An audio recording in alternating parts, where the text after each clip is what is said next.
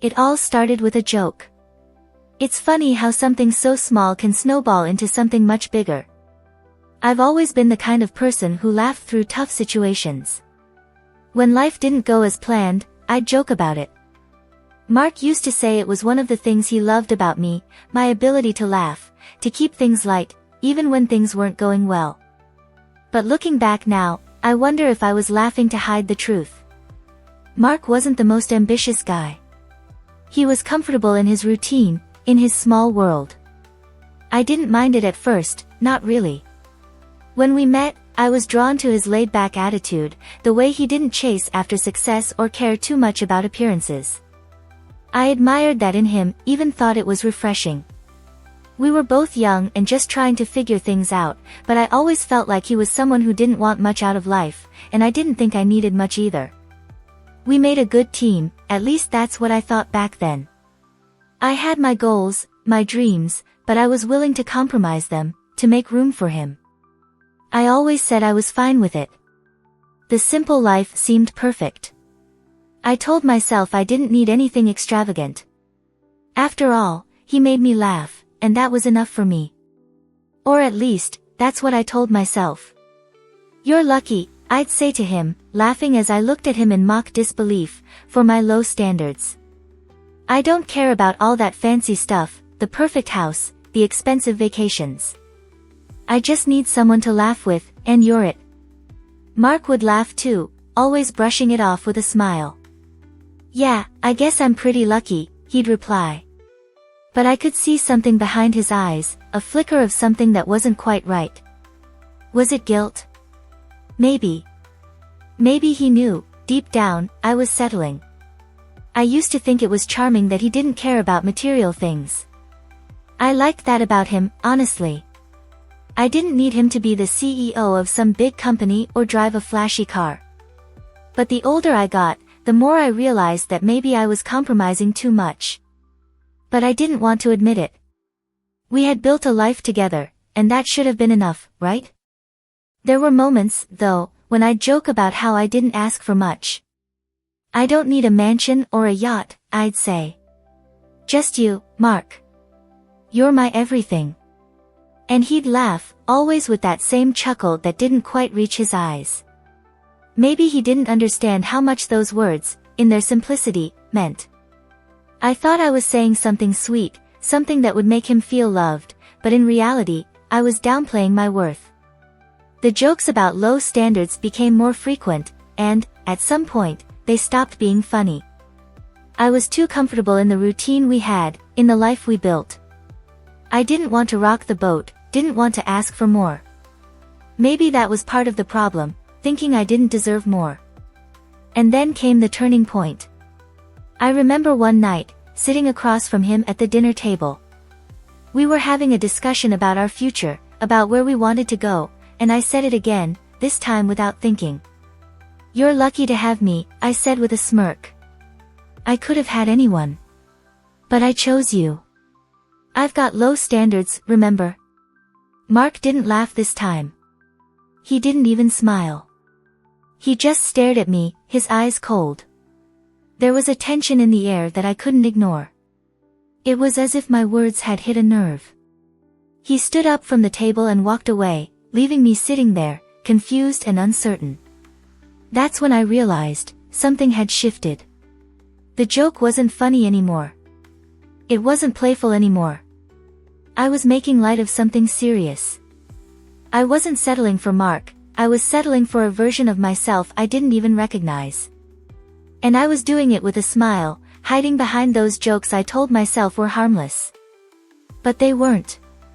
They were the truth, slowly unraveling everything I thought was safe, everything I thought was enough. It started with the small things.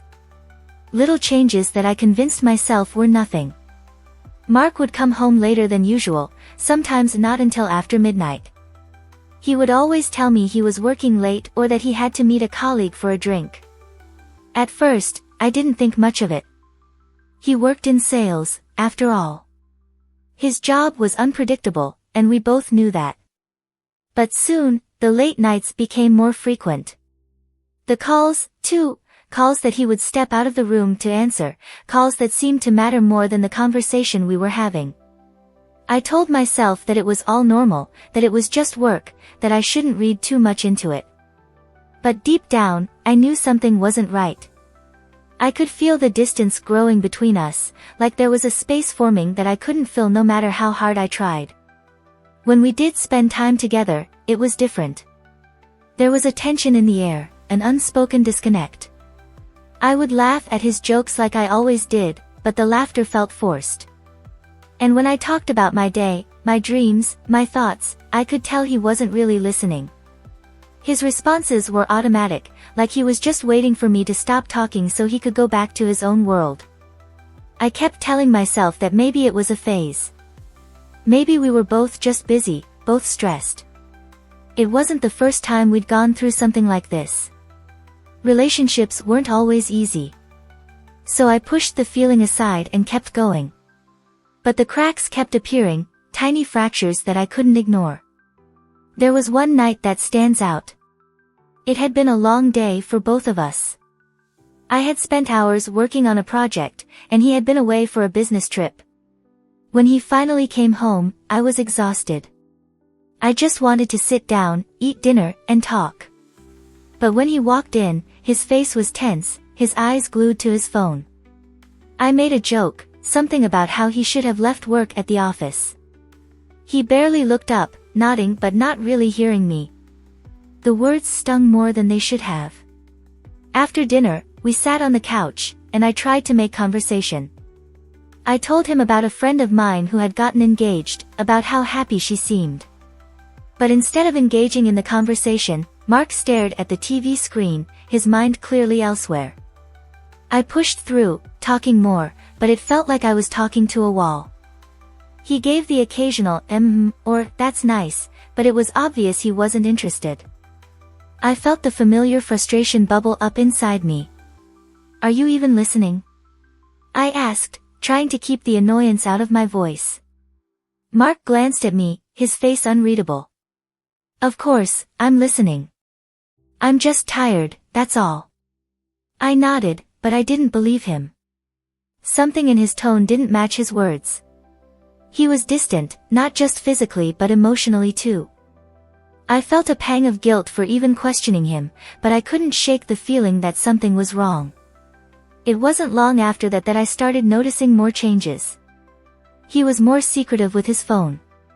He would turn it face down on the table whenever we sat down for dinner or if we were watching a movie together. It was subtle, but it was enough to make me start questioning things. One evening, while he was in the shower, I found myself looking at his phone. I don't know what compelled me to do it, maybe it was my gut telling me something was off, but when I saw the messages, I knew. There were texts, flirty ones, ones that didn't belong. My heart sank as I scrolled through them, seeing the way he was talking to someone else, someone who wasn't me. The messages weren't innocent, they were full of promises and inside jokes that I had never heard before. I felt a wave of nausea wash over me. I couldn't breathe. I wanted to confront him right then, but I couldn't bring myself to. Part of me wanted to ignore it, to pretend I didn't see it, to let it go. But deep down, I knew I couldn't. This wasn't something I could brush aside. Mark came out of the bathroom a few minutes later, as if nothing had happened. He smiled, kissed me on the forehead, and said, "Good night." But his words, his touch, it all felt hollow. I didn't say anything. I couldn't. I just lay there, in the bed we shared, with the weight of his betrayal hanging over me. The cracks had turned into a chasm, and no matter how hard I tried to fix it, I couldn't put the pieces back together. I was no longer just disappointed. I was hurt. I was betrayed. And I didn't know how to move forward, not with him, not with myself. It had been a week since I discovered the messages. A week of pretending everything was fine, of going through the motions while my mind and heart were at war. Every morning, I would wake up next to him, his arm around me, like nothing had changed. He would kiss me good morning, tell me he loved me, and I would smile, but it was empty. I couldn't shake the image of those texts, the lies, the secret world he had been living without me. It was as if I didn't exist in his life anymore. He had a whole other life, one that I wasn't part of, and it made my stomach churn every time I thought about it. I told myself I would confront him. I would demand answers. But every time I tried to bring it up, the words would get stuck in my throat. He wasn't a bad person, I told myself. He didn't mean for it to get to this point. Maybe he was just confused, maybe he had a moment of weakness. I didn't want to believe that the man I loved was capable of something like this. I kept hoping that maybe it was all a misunderstanding, that if I waited long enough, the truth would reveal itself in a way that made sense. But as the days passed, the weight of it all grew heavier. I could feel myself losing pieces of who I was, becoming someone I didn't recognize. I had always been strong, independent, but now I was clinging to something that wasn't there anymore. It was like I was drowning in silence, and he didn't even notice. The tipping point came one night when I was sitting alone on the couch, staring at the blank TV screen. Mark had gone out with friends, and I was left in the quiet of our apartment. I tried to distract myself with a book, but I couldn't focus. My thoughts kept racing, and my emotions were all over the place. I had spent so long justifying his behavior to myself, making excuses for him, and I had had enough. I got up from the couch, walked to our bedroom, and opened the drawer where I kept the journal I had been writing in for years. The pages were filled with thoughts, dreams, frustrations, everything that had built up inside me over time. I sat on the edge of the bed, flipping through the pages until I found an entry from a few months ago. It was about Mark and me, about how happy we were, how hopeful I had been about our future. The words seemed so naive now, almost like a different person had written them. I read through the entry, and it hit me. I had been settling for a version of love that wasn't real. I had convinced myself that it was enough, that Mark's small gestures, his laughter, were enough to fill the void. But now, I could see the truth. I had ignored the signs, the warning bells that had been going off for months. I had let my love for him blind me to the things that were slowly breaking us apart. I closed the journal and sat in silence, the weight of my realization sinking in. For the first time in a long time, I felt clarity. I knew I had to confront him. I couldn't keep pretending. I had to face the truth, even if it meant breaking my own heart in the process. That night, when Mark came home, I didn't say anything at first.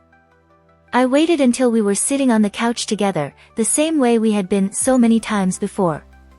I took a deep breath and turned to him. "Mark," I said softly, my voice shaking a little, "we need to talk." He looked at me, confusion crossing his face. "What's going on?" I could feel my hands trembling, but I forced myself to stay calm. "I know about the texts," I said, my voice steady but firm.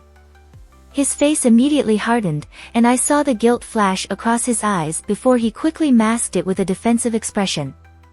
"What are you talking about?" he asked, his voice rising slightly. I didn't back down. "The texts, Mark. I know you've been talking to someone else. I know you've been lying to me." There was a long pause, and for a moment, I thought he might deny it, that he would try to cover it up, but instead, he let out a heavy sigh. He looked down at his hands, and for the first time, I saw the cracks in him. "I'm sorry," he said, his voice barely above a whisper. "I didn't mean for it to get this far. I've been lost, and I didn't know how to fix it. I didn't know how to talk to you." I felt a pang of sadness, but it wasn't the kind of sadness I had expected. It wasn't the heart-wrenching pain of betrayal, it was something else. It was relief. For the first time in a long time, I felt like I wasn't carrying the burden of our relationship alone. "I don't know what's happened to us," I said softly, "but I can't keep pretending everything's okay. I can't keep living like this." He nodded, his eyes filled with regret. "I know. I understand. I'm sorry." For the first time in so long, I felt like I was seeing the real Mark, the man I had fallen in love with, not the version of him I had been holding on to. It wasn't enough to fix everything, but it was a start. I didn't know what would happen next, but I knew one thing for sure: I wasn't going to let myself get lost in this anymore. I was done settling. The days after that conversation were filled with uncertainty. Mark and I didn't talk much. I didn't know what to say to him anymore. There was a strange silence that settled over our home, one that felt heavy and uncomfortably final. Every time I walked past him, I could see the guilt and shame in his eyes, but there was also a quiet desperation. It was as if he was waiting for me to tell him what to do, to give him a roadmap for how to fix everything he had broken. But I couldn't. I had no answers. I spent the next few days in a haze, trying to figure out what I wanted. I thought about my past, my dreams, everything I had ever wanted for my future. And I realized that I had been so focused on fixing the cracks in our relationship that I had completely ignored the cracks within myself. I had lost sight of who I was in the process of trying to keep everything together. One afternoon, I went for a walk alone, something I hadn't done in months. The fresh air was a shock to my system, clearing my mind in a way that sitting at home never could. I walked for hours, trying to make sense of everything. My thoughts were a jumbled mess, but there was one thing that kept coming back to me: I had been giving everything to a relationship that wasn't healthy, and in doing so, I had neglected myself. I stopped at a bench near a park, feeling the cool breeze brush against my skin. As I sat there, I realized how much I had changed over the years. I wasn't the same woman who had fallen in love with Mark. I wasn't the same person who had sacrificed her dreams, her needs, just to keep the peace. I had become someone else, someone who had lost touch with what truly mattered to her. I pulled out my phone and called my best friend, Emma.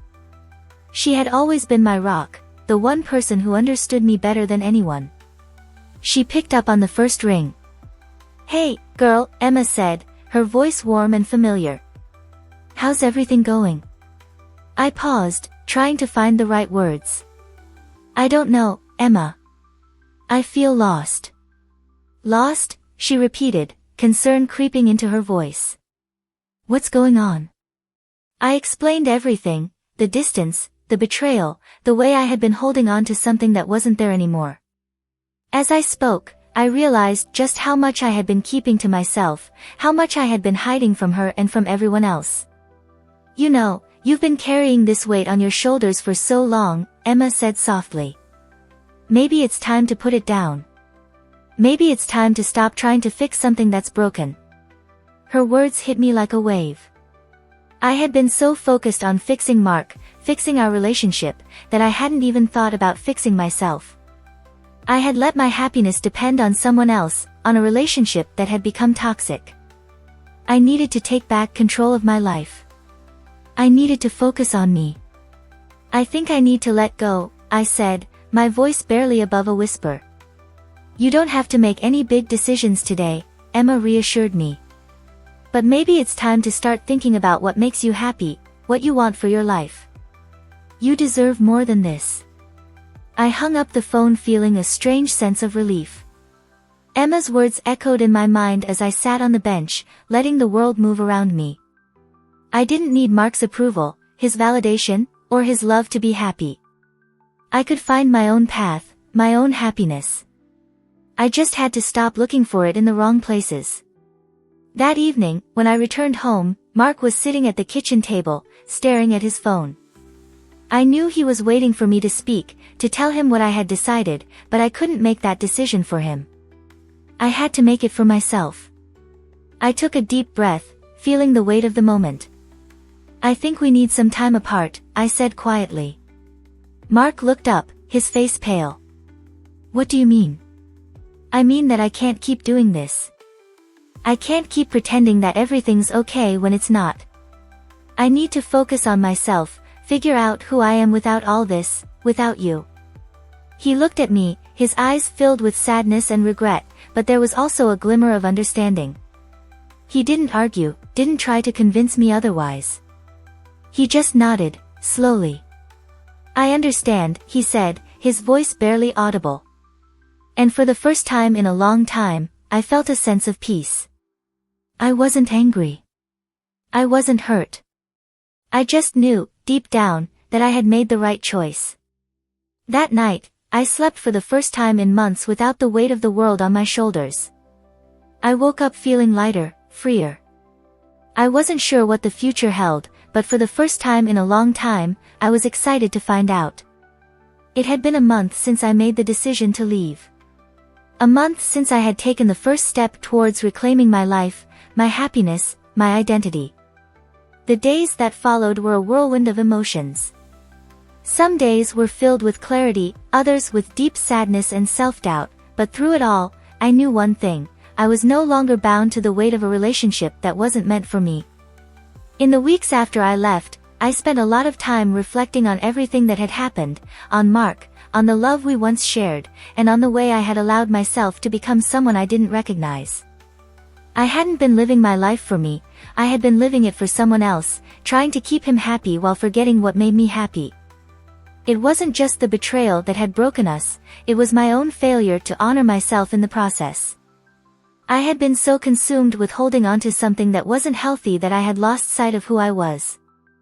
I began to make small changes. I started picking up hobbies I had abandoned, like painting and hiking. I went to yoga classes to reconnect with my body, to remind myself that I was capable of more than just surviving. I spent time with friends, reconnected with family, and started to remember what it felt like to truly laugh, to enjoy moments without the burden of guilt or fear weighing me down. It wasn't easy at first. There were nights when I would cry myself to sleep, questioning if I had made the right decision, wondering if Mark had truly been the problem or if it had just been me all along. But in the quiet of those nights, I realized that my decision was not about pointing fingers, it was about healing. It was about learning to love myself again. One afternoon, I met up with Emma for coffee. She had been my rock through all of this, always there when I needed to talk, never judging me, just listening. As I sat across from her at our favorite cafe, she smiled at me, her eyes full of pride. "You look different," she said. "You seem lighter." I couldn't help but smile back. "I feel different. I feel like I'm finally breathing again." Emma nodded, a knowing look in her eyes. "It's good to see you like this. I think you're finally starting to see yourself the way you deserve to be seen." I took a deep breath, feeling the weight in my chest begin to ease. I never realized how much I had lost myself in that relationship. How much I had given up just to make things work, to keep the peace. I thought I could fix it, but I couldn't. "You don't have to fix everything, you know," Emma said, her voice soft but firm. "Sometimes, the best thing we can do is let go. Let go of the things that don't serve us anymore." Her words resonated deep within me. I had spent so much of my life trying to fix things, trying to control every situation, that I had forgotten the power of letting go. It wasn't weakness. It wasn't failure. It was strength. I had chosen to walk away because I had realized that I deserved more. I deserved a love that lifted me up, not one that dragged me down. I deserved peace, fulfillment, and the freedom to be myself. Later that day, I received a message from Mark. It wasn't an apology. It wasn't a plea for reconciliation. It was a simple message asking how I was doing. The old me might have felt the need to respond, to reassure him that everything was fine, to keep the peace. But the new me, the woman who had learned to prioritize herself, simply put the phone down and walked away from it. I had no more answers for him. I had no more explanations to give. What we had was in the past now, and it was time to leave it there. I spent the next few months continuing to rebuild my life, but this time, I wasn't doing it for anyone else. I was doing it for me. Slowly, I started to feel like myself again. I took a trip to the beach, something I had always wanted to do but had put off for years. I spent hours walking along the shoreline, letting the salty air wash over me, feeling a sense of freedom that I hadn't felt in years.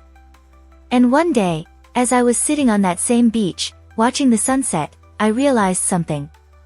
I wasn't just moving on from Mark. I was moving on from the version of myself that had been afraid to let go.